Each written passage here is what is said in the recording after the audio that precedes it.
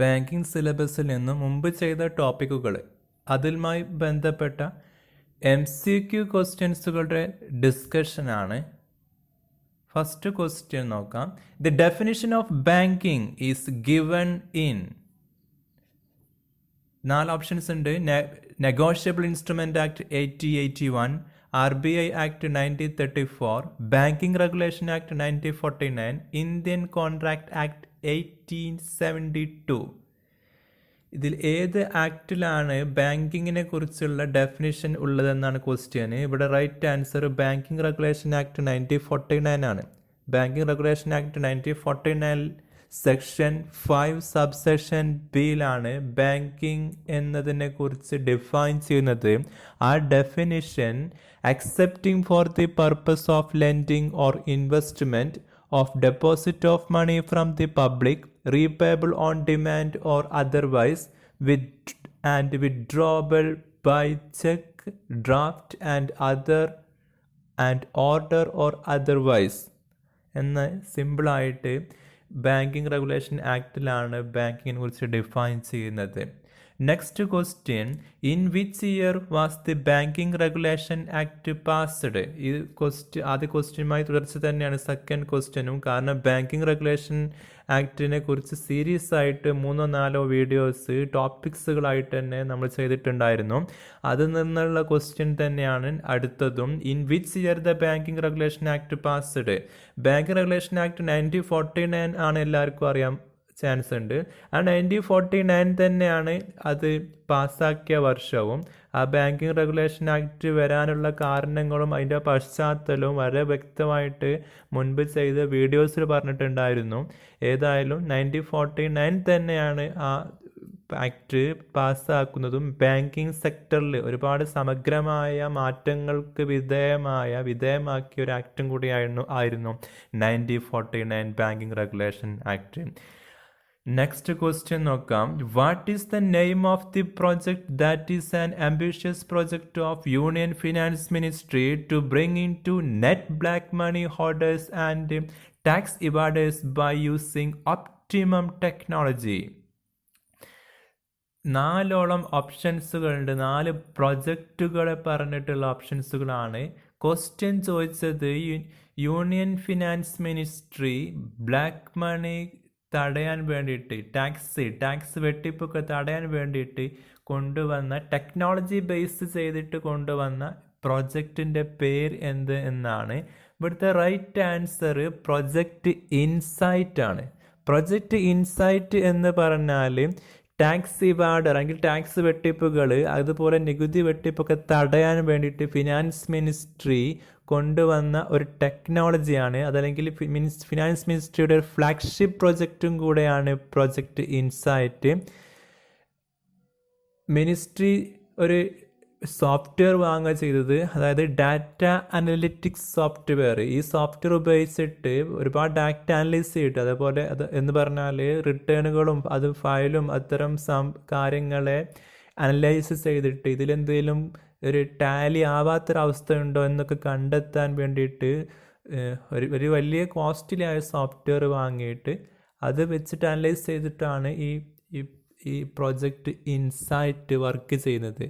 എന്തായാലും project insight കൊണ്ട് ഉദ്ദേശിച്ചത് നികുതി വെട്ടിപ്പ് ഒക്കെ തടയാൻ വേണ്ടിയിട്ട്, ബ്ലാക്ക് മണി തടയാൻ വേണ്ടിയിട്ട് കൊണ്ടുവന്ന ഫിനാൻസ് മിനിസ്ട്രിയുടെ ഒരു ഫ്ലാഗ്ഷിപ്പ് പ്രൊജക്റ്റാണ് പ്രൊജക്റ്റ് ഇൻസൈറ്റ് എന്ന് ഏറ്റവും ചുരുക്കമായിട്ട് അത്രയെങ്കിലും മനസ്സിലാക്കി വെക്കുക.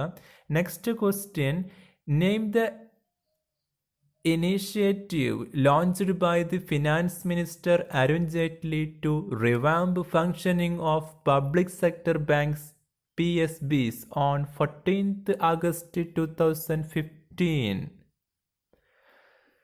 ഇവിടെയും 4 ഓപ്ഷൻസ് ഉണ്ട്. ഓപ്ഷൻസ് ഞാൻ വായിക്കുന്നില്ല. 2015 ഓഗസ്റ്റ് 14 അന്നത്തെ finance minister Arun Jaitley initiate ചെയ്ത കൊണ്ടുവന്ന ഒരു പ്രൊജക്റ്റ് ഉണ്ട്, ഒരു സ്കീമുണ്ട്, ഒരു പ്ലാൻ ഉണ്ട്.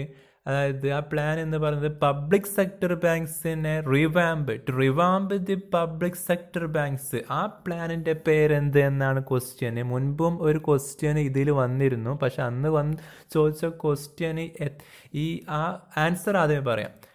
ഇതിൻ്റെ ആൻസർ ഇന്ദ്രധനുഷ് പ്ലാനാണ്. മുമ്പ് ചോദിച്ച ക്വസ്റ്റ്യൻ എന്ന് പറഞ്ഞത് ഇന്ദ്രധനുഷ് പ്ലാനിൽ എത്ര പ്ലാൻ ഉണ്ടെന്നാണ്, അതിൻ്റെ അകത്ത് എത്ര ഫാക്ടേഴ്സ് ഉണ്ട് എന്നാണ് ചോദിച്ചിരുന്നത്. പക്ഷെ ഇന്ന് ക്വസ്റ്റ്യൻ ഒന്ന് മാറിയിട്ടുണ്ട്. അപ്പം പ്ലാനിൻ്റെ പേരെന്തെന്നാണ് ചോദിച്ചത്. ആദ്യം ഇന്ദ്രധനുഷ് പ്ലാൻ എന്ന് പറഞ്ഞാൽ ക്വസ്റ്റ്യനിൽ പറയുന്നത് പോലെ തന്നെ പബ്ലിക് സെക്ടർ ബാങ്കുകളെ ഒന്ന് റിവാമ്പ് ചെയ്യാൻ വേണ്ടിയിട്ട്, ഒന്ന് റിജിനുവേറ്റ് ചെയ്യാൻ വേണ്ടിയിട്ട്, ഒന്ന് റിന്യൂ ചെയ്യാൻ വേണ്ടിയിട്ട് കൊണ്ടുവന്ന ഒരു 7 പോയിൻ്റ് പ്രോഗ്രാമാണ്, 7 പോയിൻ്റ് പ്ലാനാണ് ഈ ഇന്ദ്രധനുഷ് പ്ലാന്.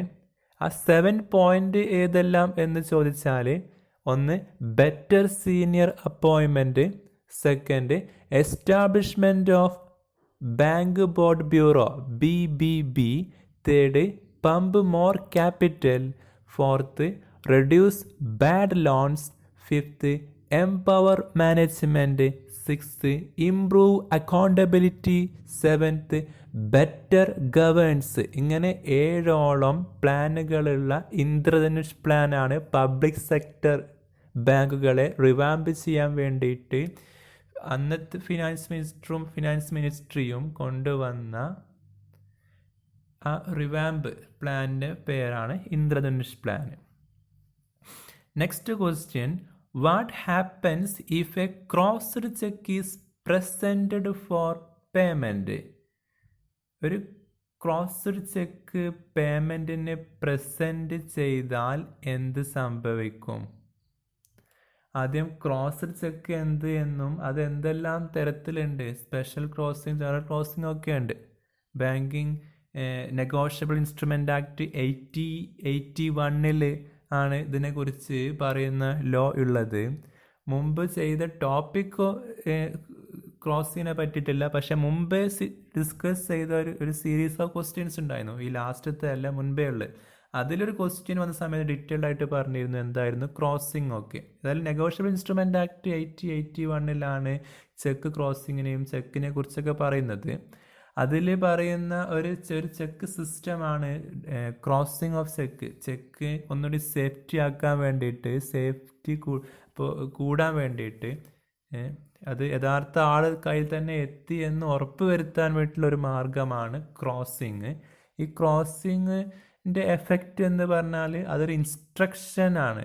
അതായത് ഈ ചെക്ക് ഡയറക്റ്റ്ലി കൗണ്ടറിന് ഡയറക്റ്റായി കൊടുക്കരുത്, but to a banker only for crediting the payee's account with the bank എന്ന രീതിയിൽ. അപ്പോൾ അതിന് സാമ്യം നിൽക്കുന്ന ഇവിടുത്തെ ഓപ്ഷനാണ് it can be paid only through a banker. ഒരു ബാങ്കർ വഴി മാത്രമേ ഇത് നൽകാവൂ, അതല്ല ഡയറക്റ്റായിട്ട് വ്യക്തിയുടെ കയ്യിൽ, ക്ലയൻറ്റ് കയ്യിൽ കൊടുക്കാൻ പാടില്ല എന്നാണ് ഈ ക്വസ്റ്റ്യൻ്റെ ആൻസർ കൊണ്ട് ഉദ്ദേശിച്ചത്. What happens if a crossed cheque is presented for payment? It can be paid only through a banker. ചെക്കിൻ്റെ സേഫ്റ്റി കൂട്ടാനുള്ള ഒരു സിസ്റ്റം കൂടിയാണ് ക്രോസിങ്. നെക്സ്റ്റ് ക്വസ്റ്റ്യൻ,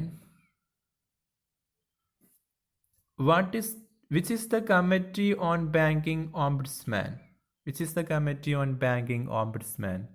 ബാങ്കിങ് ഓംബുഡ്സ്മാനുമായി ബന്ധമുള്ള കമ്മിറ്റി ഏത് എന്നാണ് ക്വസ്റ്റ്യൻ. 2 കമ്മിറ്റികളെ പറയാനുണ്ട്. അതിനനുസരിച്ച് അത് പറയുകയാണെങ്കിൽ committee on consumer service in banks എന്ന ദാമോദരൻ കമ്മിറ്റി ഉണ്ട്. ഈ കമ്മിറ്റിയാണ് ബാങ്കിങ് ഓംബുഡ്സ്മാൻ സ്കീം 2006 റിലേറ്റ് ചെയ്തിട്ട് കുറച്ച് സജഷൻസ് ആദ്യമേ നൽകിയത്. അതിനുശേഷം RBI ഒരു വർക്കിംഗ് ഗ്രൂപ്പിനെ നിയമിച്ചു. ആ വർക്കിംഗ് ഗ്രൂപ്പിൻ്റെ ഹെഡായിരുന്നു സുമാ വർമ്മ എന്ന ആളുടെ നേതൃത്വത്തിൽ ഒരു വർക്കിംഗ് ഗ്രൂപ്പ് രൂപീകരിച്ചു. അതിൻ്റെ എയിം എന്ത് ചോദിച്ചാൽ review, update and revise the banking ombudsman scheme 2006. അപ്പോൾ അത് പ്രകാരം ഇവിടുത്തെ right answer Suma Varma committee ആണ്. കാരണം ആ കമ്മിറ്റിയാണ് 2006 ബാങ്കിങ് ഓംബുഡ്സ്മാനെ കുറിച്ച് വളരെ ഡീറ്റെയിൽഡ് ആയിട്ട് അതെനിക്ക് അതിൻ്റെ റിവ്യൂ, അപ്ഡേറ്റ്, റിവൈസ് തുടങ്ങിയ പല കാര്യത്തെക്കുറിച്ചും സജഷൻ നൽകിയത്. ബാങ്കിങ് ഓംബുഡ്സ്മാൻ എന്നത് ഒരു സീനിയർ ഒഫീഷ്യലാണ്. RBI ആണ് അപ്പോയിൻമെൻറ്റ് ചെയ്യുന്നത്. അദ്ദേഹത്തിൻ്റെ ജോലി എന്ന് പറയുന്നത് റിഡ്രസ് കസ്റ്റമർ കംപ്ലൈൻറ്റ്സ്, ബാങ്കുമായി റിലേറ്റ് ചെയ്ത കസ്റ്റമർ കംപ്ലൈൻറ്റ്സുകൾ വന്നാൽ അതിന് സൊല്യൂഷൻ കണ്ടെത്തുക, അത്തരം പരാതികൾ പരിഹരിക്കുക. ഏത് പരാതികൾ എന്ന് ചോദിച്ചാൽ ബാങ്കിങ് ഓംബുഡ്സ്മാൻ സ്കീം 2006 ക്ലോസ് 8 വളരെ വ്യക്തമായിട്ട് പറയുന്നുണ്ട് എന്തെല്ലാമായിരിക്കണം പരാതികൾ, എന്തെല്ലാം പരാതികൾ പരിഗണിക്കുക. ഇതിനെക്കുറിച്ച് വളരെ ഡീറ്റെയിൽഡ് ആയിട്ട് മുമ്പ് ഒരു വീഡിയോ, ഒരു ടോപ്പിക്കായിട്ട് നമ്മൾ ചെയ്തിട്ടുണ്ട്. അത് കേട്ടവർക്ക് വളരെ സിമ്പിളായിട്ട് ഇതിൻ്റെ ആൻസർ പറയാനും സാധിക്കുമായിരിക്കും. ഇത്രയും ക്വസ്റ്റ്യൻസ് ഉള്ളൂ. കൂടുതൽ ക്വസ്റ്റ്യൻസും മുൻപ് ചെയ്ത വീഡിയോയുമായി ബന്ധപ്പെട്ട് കൂടുതൽ ക്വസ്റ്റ്യൻസുമായിട്ട് വീണ്ടും കാണാം. Thanks for watching.